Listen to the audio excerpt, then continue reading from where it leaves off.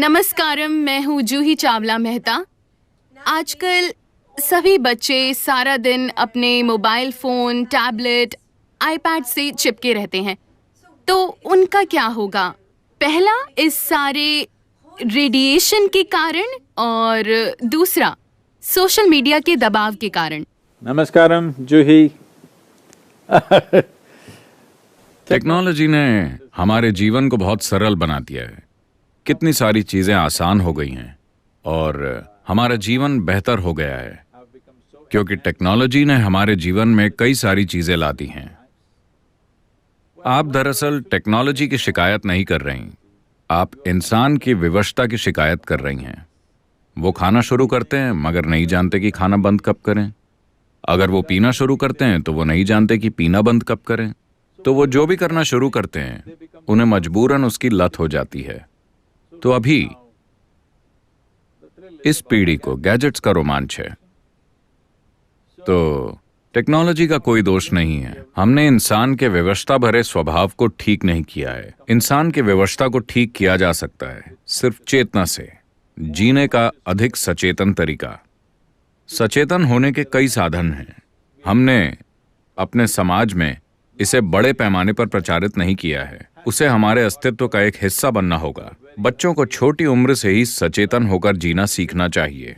एक बार वो सचेतन होते हैं, वो जानते हैं कि किसे कब इस्तेमाल करना है, कितना इस्तेमाल करना है, ये उनकी अपनी मर्जी है। जहां तक रेडिएशन का सवाल है, आपको समझना चाहिए कि शायद ये ऐसा ही है जैसे हम शुरू में सोचते थे कि जो लोग सिगरेट पीते हैं सिर्फ उन्हें ही नुकसान होता है, मगर फिर हमें पता चला कि सिगरेट पीने वाले के मुकाबले आसपास के बाकी लोगों को ज्यादा नुकसान हो सकता है। तो इसी तरह शायद आपके आसपास कोई और टेक्नोलॉजी का इस्तेमाल कर रहा है। आपके घर में वाईफाई है, आपके आसपास सभी लोग सेलफोन इस्तेमाल कर रहे हैं, तो आप उस रेडिएशन से नहीं बच सकते। Yes, it has some consequences. हाँ, उसके कुछ नतीजे होते हैं, मगर साथ ही वो जीवन को जितना सरल बनाता है, हम कुछ हद तक उससे समझौता करने को तैयार होते हैं। मगर आप टेक्नोलॉजी का इस्तेमाल किस सीमा तक करना चाहते हैं, ये आपकी अपनी मर्जी होनी चाहिए। अब सोशल मीडिया पर आते हैं। सोशल मीडिया को संभालना एक जीवित समाज को संभालने से कहीं आसान है।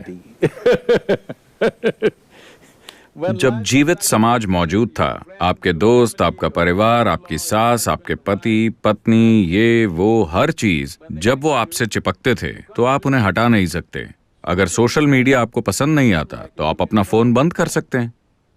तो मेरे ख्याल से आपसी संपर्क का ये माध्यम आपको समाज से संपर्क के पुराने तरीके से कहीं अधिक आजादी देता है, क्योंकि अगर आप शहर में ढेर सारे दोस्त बनाते रहे तो आप कई तरह से उलझ जाते थे। आज आप सिर्फ मैसेज भेजकर दोस्त बना रहे हैं। जब आप नहीं चाहते तो आप अपना फोन बंद कर सकते हैं और काम हो गया।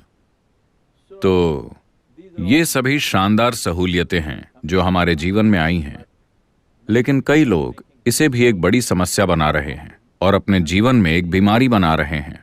हाल ही में आपने सुना होगा कि कुछ महीने पहले आंध्र प्रदेश में एक टेलीविजन एंकर ने, एक युवा महिला ने जो करीब 34 साल की थी, उसने 5वीं मंजिल की बालकनी से कूदकर अपनी जान दे दी। उसने एक नोट छोड़ा था जिसमें लिखा था कि मेरी मौत के लिए कोई भी जिम्मेदार नहीं है, मेरा दिमाग ही मेरा दुश्मन है। तो आपको दी गई सबसे शानदार चीजें ही आपकी दुश्मन बन सकती हैं अगर आप ये नहीं सीखते कि उसका इस्तेमाल जिम्मेदारी के साथ कैसे किया जाए। ये हर चीज के लिए सच है, सिर्फ आपके हाथ में मौजूद गैजेट्स के लिए ही नहीं। ये सच है आपकी कार के लिए, आपके भोजन के लिए, आप जिन भी चीजों को अपने जीवन में उपयोग कर रहे हैं उनके लिए, और इसमें आपका दिमाग भी शामिल है। अगर आप ये नहीं जानते कि इसका इस्तेमाल कैसे किया जाए, अगर ये एक विवशता भरी प्रक्रिया बन जाती है, तो ये आपका जीवन ले सकती है।